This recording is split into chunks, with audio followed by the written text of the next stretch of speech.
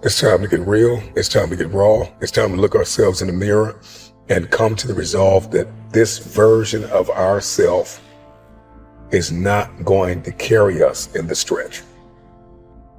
I've been this version of myself long enough that if I don't change, if I don't do something about this, then I'm going to find myself bankrupt.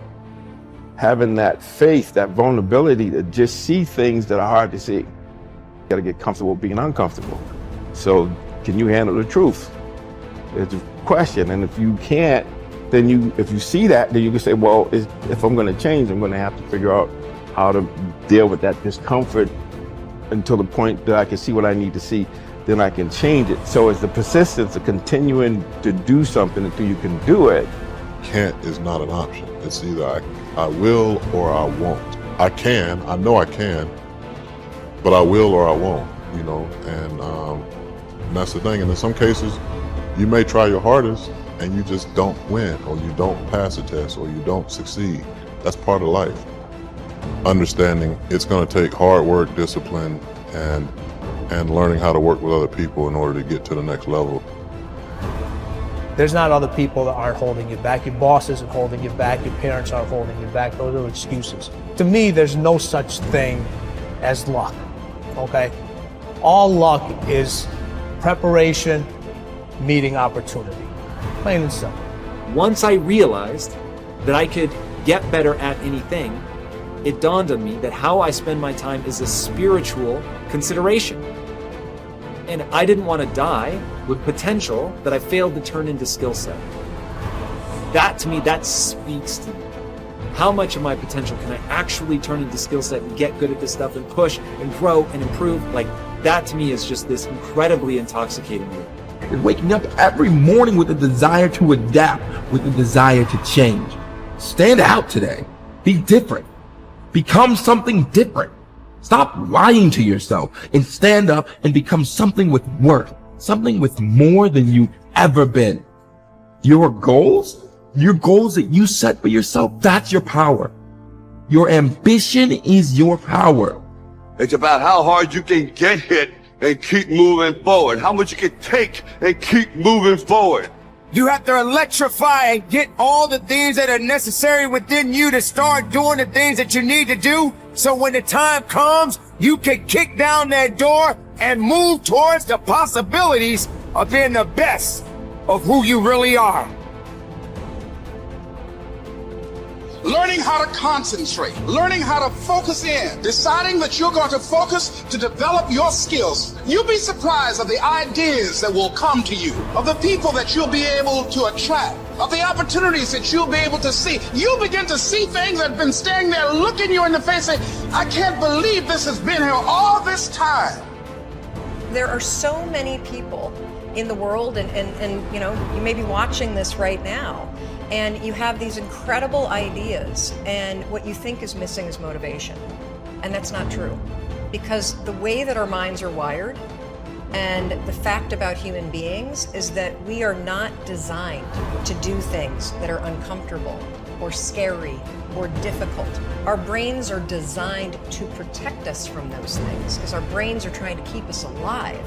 And in order to change, in order to build a business, in order to be the best parent, the best spouse, to do all those things that you know you want to do with your life, with your work, with your dreams, you're going to have to do things that are difficult, uncertain, or scary, which sets up this problem for all of us. You're never going to feel like it. Why is it so hard to do the little things that would improve my life? Waking up and realizing that I'm never going to feel like doing the things that are tough or difficult or uncertain or scary or new, so I need to stop waiting until I feel like it. And number two, I am one decision away from a totally different marriage, a totally different life, a totally different job, a totally different income. Whatever you don't use, you lose. Lack of use causes loss. On this planet. Maybe not the next one, but on this one.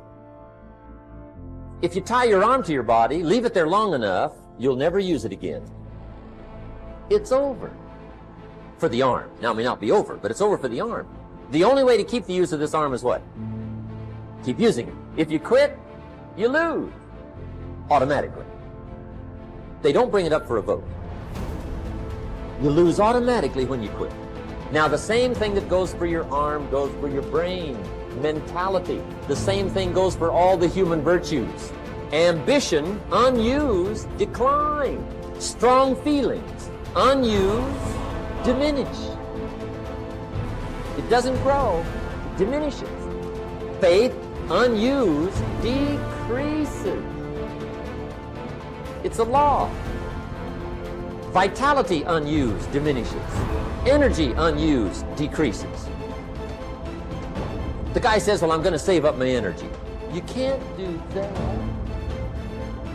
That's like trying to save today, put it on the end of the year. See, you can't do that. They'll come take you away. If you don't use today, what?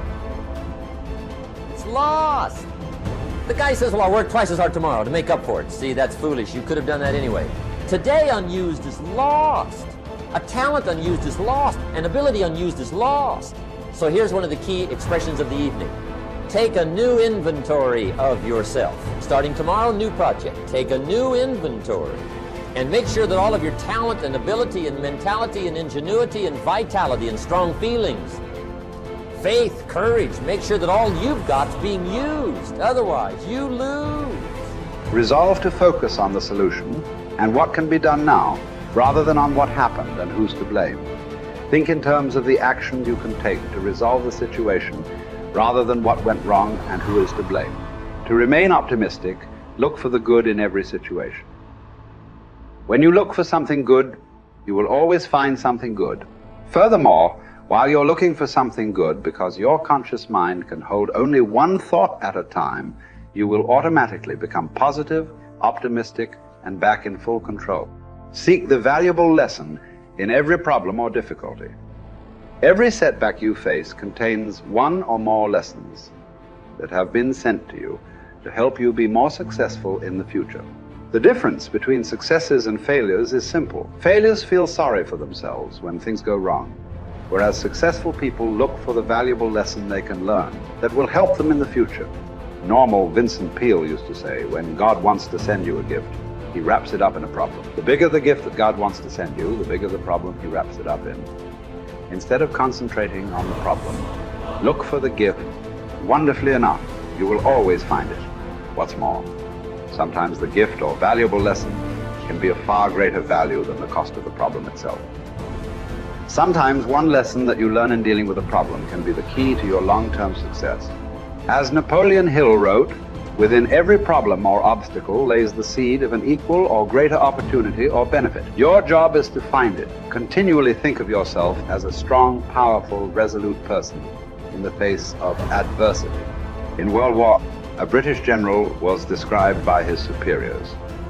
There he stands like an iron peg driven into the frozen ground, immovable. Let this be an accurate description of you whenever you face difficulties or problems of any kind. Resolve to stand like an iron peg driven into the frozen ground. When you resolve in advance that you will never give up, your success is virtually guaranteed. In the final analysis, nothing can really stop you but yourself. In life, it doesn't matter how many times you get knocked down. All that matters is how many times you get back up. If you continue to get back up and press onward, you must eventually reach your goal. Each time you exert yourself, discipline to persist in the face of adversity, you also increase your self-esteem and self-confidence. Then, as your self-esteem increases, you feel stronger, more powerful, and more unstoppable. When you feel better and stronger, you become more capable of persisting the next time, and then the time after that. By disciplining yourself to persist in the face of all adversity, you put your life onto an upward spiral of self-esteem, self-discipline, and persistence until you eventually become like a force of nature. I think the best way to prove your value is to work, is to learn, is to absorb, to be a sponge. You always want to outwork your potential. You know, as hard as you believe you can work harder than that. And that's what I tried to do when I first came in the league. But, basketball is such a direct competition sport that me coming in at 17, I hated when my teammates would say, I get hit with an elbow, right? Shaq would hit me with an elbow in practice. I always had that extra chip on my shoulder. So every day in practice for me was really trying to annihilate everybody that I was playing against. I wanted to prove you don't need to babysit me. And so it's always that competitive nature, the work ethic, and curiosity. My philosophy was a very simple one. Rudy was one of my favorite films growing up. After watching that film, I come to understand if I could work that hard, what would my career be? And I made a promise to myself from that day that I was going to work that hard every single day so that when I do retire, I have no regrets. And that was the most important thing for me, is to leave no stone unturned, get better every single day. And if I lived that way, then over time, I'd have something that was beautiful. That was my philosophy. It seems like a pretty simple one, but if you live your life to just get better every single day, you do that for 20 years, what do you have?